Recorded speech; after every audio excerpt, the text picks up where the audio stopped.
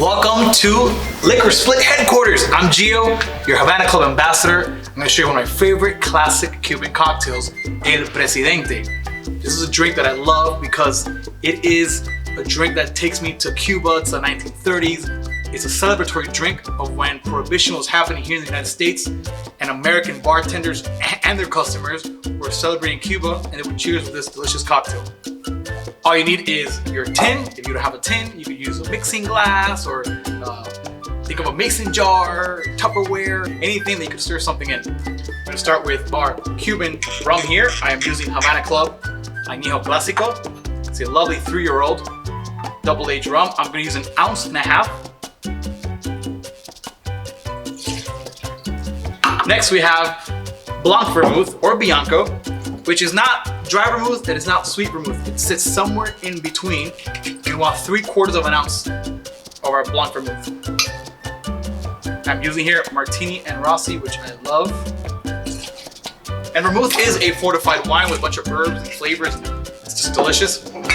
Next is Dry Curaçao, and I'm gonna use 1/2 ounce. And then last but not least is Grenadine. It's got some nice sweet undertones, almost like pomegranate. And if you do not have Grenadine, feel free to use our cherry juice that we're gonna have in 1 second. So we want just a simple bar spoon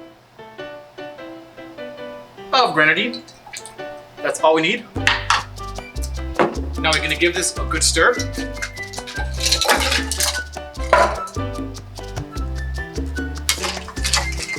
And you want to stir for a good 30 seconds. And you also want to put a lot of ice. Some people get a little shy with ice.